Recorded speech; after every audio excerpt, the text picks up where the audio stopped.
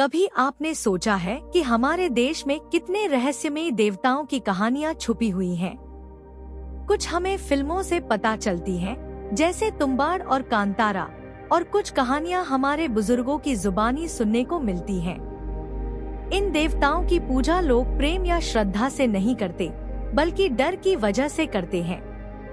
लेकिन दूसरी ओर दक्षिण भारत की जंगली जनजातियों में द्रौपदी को एक देवी की तरह पूजा जाता है।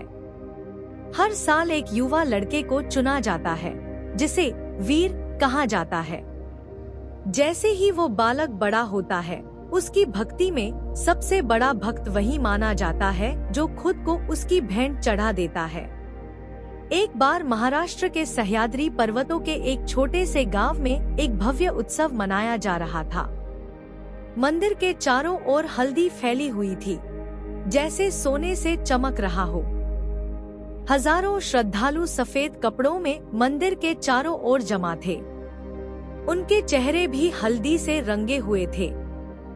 एक और मंदिर में हल्दी, बेलपत्र, नारियल और शुद्ध जल से पूजा हो रही थी, तो दूसरी ओर कुछ भक्त मंदिर के बाहर खुद को कोड़े मार रहे थे और अपनी पीड़ा चढ़ा रहे थे, और कुछ तलवारों के लिए पशुओं की बलि दे रहे थे। ये रस्में उस कुलदेवता के सम्मान में होती हैं, जिनकी महिमा दक्षिण भारत के कई हिस्सों में गाई जाती है। लेकिन भारत में ऐसे और भी कई देवी देवता हैं, जिनकी कहानियां आज भी एक रहस्य बनी हुई हैं। आपने मल्हारी शब्द जरूर सुना होगा। ये एक भारतीय देवता से जुड़ा है। मल्हारी यानी वो जो मल्ल को हराए। यह है भगवान शिव के एक ऐसे अवतार की कहानी जिसे बहुत कम लोग जानते हैं।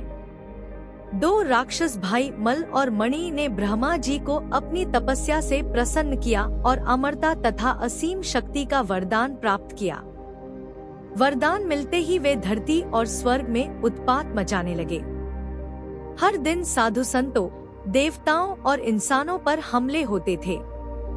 सब परेशान हो गए और भगवान शिव से प्रार्थना करने लगे। तब भगवान शिव ने अपनी जटाओं से एक भयानक सेना उत्पन्न की और स्वयं प्रकट हुए मार्तंड भैरव के रूप में। एक रौद्र योद्धा का रूप, 3 नेत्र, सिर पर चंद्रमा और हाथ में तलवार, पूरे शरीर पर हल्दी जैसे सूरज की तरह चमक रहे हों। वे नंदी पर सवार होकर सेना के साथ युद्ध क्षेत्र की ओर बढ़े। यह युद्ध कार्तिक अमावस्या के दिन शुरू हुआ। मल और मणि ने 6 दिन तक भीषण युद्ध किया, लेकिन अंततः दोनों भगवान शिव के चरणों में गिर पड़े।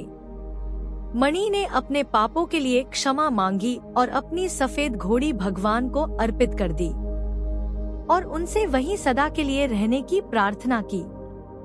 महादेव ने उसकी प्रार्थना स्वीकार कर उसे स्थान दिया, परंतु मल की मंशा अलग थी।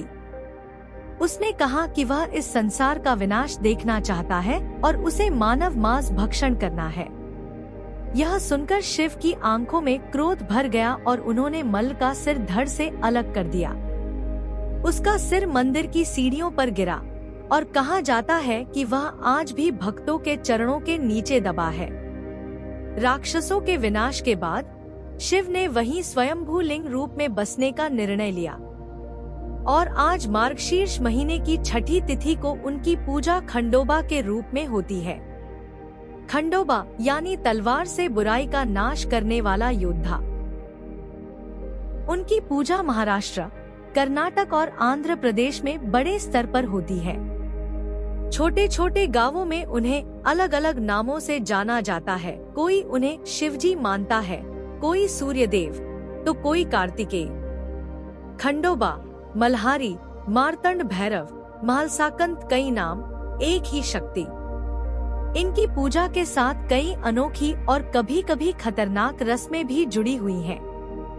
मान्यता है कि मणि ने वरदान में यह भी मांगा था कि उसे बकरे का मांस चढ़ाया जाए, जिससे समाज की वृद्धि होगी। इसीलिए आज भी खंडोबा के कई भक्त बकरे का मांस उन्हें अर्पित करते हैं। यह भी माना जाता है कि खंडोबा का सबसे बड़ा भक्त वही है जो खुद को उनकी भेंट चढ़ा दे। यह परंपरा सदियों तक चली। हर साल एक युवक को वीर चुना जाता और जैसे ही वह बालिग होता अपनी बलि दे देता। आज यह रिवाज बंद हो चुका है, परंतु फिर भी कई भक्त खुद को पीटकर अपनी भक्ति साबित करते हैं। कुछ लोगों का मानना है कि खंडोबा का संबंध जैन और मुस्लिम धर्म से भी रहा है। मल्लूखा पठान या मल्लूक खान को खंडोबा का एक रूप माना जाता है। कुछ कहानियों में उन्हें एक मुस्लिम घुड़सवार बताया गया है, जिनकी एक पत्नी भी थी। लेकिन एक ही ईश्वर को अलग अलग स्थानों में अलग अलग नामों और रूपों में देखना हमारे लिए नया नहीं है। महाभारत में हमने द्रौपदी की कहानी सुनी है, अग्नि से जन्मी पांडवों की पत्नी। लेकिन दक्षिण भारत के आदिवासी समाज में द्रौपदी को देवी माना गया है। उनका मानना है कि द्रौपदी शक्ति का एक महान रूप थी, परंतु वह अपनी शक्ति को सबसे छुपाकर एक साधारण स्त्री की तरह रहती थी। जब पांडव जुए में हारकर वनवास पर गए, तब उन्होंने 12 साल जंगल में बिताए।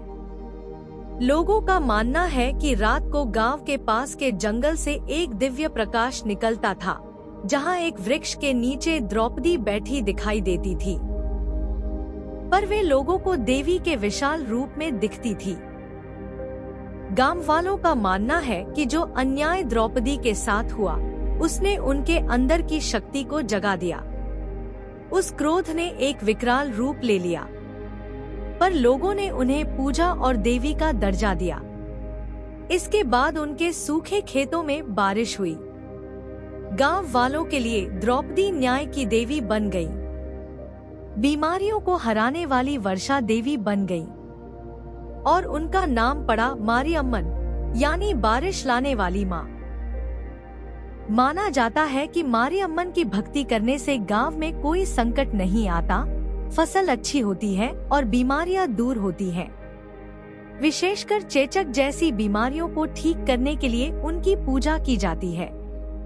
पूजा के समय गांव में रात को तेल के दियों से रोशनी की जाती है और भक्ति भाव से मारियम्मन की आराधना होती है। पर हैरानी की बात यह है कि सैकड़ों किलोमीटर दूर उत्तर भारत में भी एक देवी है, जिन्हें चेचक जैसी बीमारियों से बचाने के लिए पूजा जाता है, शीतला माता। लोग मानते हैं कि उनकी पूजा करने से रोग नष्ट हो जाते हैं। लेकिन इनकी कहानियां और रूप मारियम्मन से बहुत मिलते हैं। तमिलनाडु के हर गांव के बाहर एक योद्धा की विशाल मूर्ति दिखती है, तलवार लिए, बड़ी आंखें, घनी मूंछें और एक सफेद घोड़ा साथ में। यह योद्धा है अय्यनार देवता, जो हर रात गांव की रक्षा करता है, जैसे एक प्रहरी। एक ग्रामीण देवता होने के नाते उनके भी कई नाम और मान्यताएं हैं। अय्यनार का अर्थ होता है संसार का स्वामी। उनका संबंध केरल के महान देवता सबरीमाला और अयप्पा से भी माना जाता है। पुराणों में उन्हें शिव और विष्णु के मोहिनी रूप के पुत्र के रूप में बताया गया है।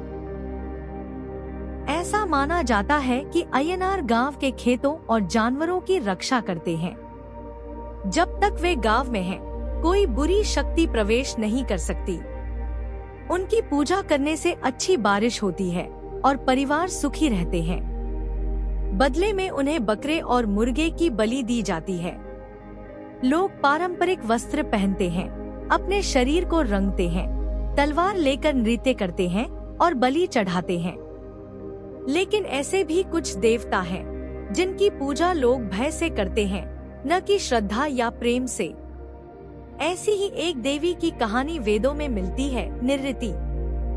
हमारे लिए भगवान अच्छाई का प्रतीक होते हैं, लेकिन कुछ देवी देवताओं को नकारात्मक रूप में भी दिखाया गया है। नि का अर्थ होता है वंचित होना और ऋति का मतलब है समृद्धि। इसलिए निरृति का अर्थ है समृद्धि से वंचित। इसलिए उन्हें अलक्ष्मी भी कहा जाता है। अथर्ववेद में निरृति को सभी बीमारियों की जड़ बताया गया है, पर यह भी कहा गया है कि अगर उन्हें सही तरह से पूजा जाए तो वे बीमारियां दूर कर सकती हैं। महाभारत के अनुसार निवृत्ति अधर्म की पत्नी है, भय और मृत्यु उनके पुत्र हैं और हिंसा उनके पिता। ऋग्वेद में लिखा है कि जो निवृत्ति के वश में हो जाता है वह अंधेरे कुएं में गिर जाता है, जहां से बाहर निकलना नामुमकिन है। पर इतना नकारात्मक होने के बावजूद उन्हें देवी का स्थान कैसे मिला? माना जाता है कि जब तक इंसान निवृत्ति की क्रूरता से नहीं गुजरेगा, तब तक वह लक्ष्मी और समृद्धि तक नहीं पहुंच सकता। कहा जाता है कि निवृत्ति लक्ष्मी की बड़ी बहन है, इसलिए अगर लक्ष्मी तक पहुंचना है तो पहले निवृत्ति का सामना करना होगा। आज निवृत्ति की पूजा लगभग खत्म हो चुकी है, पर कुछ लोक संस्कृति में उनका प्रभाव आज भी देखा जा सकता है। नए ग्रंथों में उन्हें पुरुष देवता के रूप में भी दर्शाया गया है, जिनके रूप और कथाएं बिल्कुल अलग हैं। हमारे देश के विभिन्न हिस्सों में ऐसे अनगिनत देवी देवता हैं, जिनकी कहानियां आज भी रहस्य बनी हुई हैं। कभी हमें इनकी झलक फिल्मों से मिलती है, जैसे तुम्बाड़ और कांतारा, और कभी बुजुर्गों की कहानियों से। लेकिन इन सभी देवी देवताओं की कथाएं, उनके रूप, उनकी मान्यताएं हमें ये दिखाती है कि कैसे अलग अलग लोगों ने एक ही ईश्वर को अपनी संस्कृति के अनुसार अपनाया। ये सारी परंपराएं आस्था और विश्वास पर आधारित हैं। ये हमें दिखाती हैं कि कैसे धर्म और भक्ति के माध्यम से लोग एकजुट होकर अनोखी परंपराएं बनाते हैं। आपका क्या मानना है? हमें कमेंट में जरूर बताइए। और अगर ये वीडियो पसंद आया हो तो इसे लाइक और शेयर जरूर करें।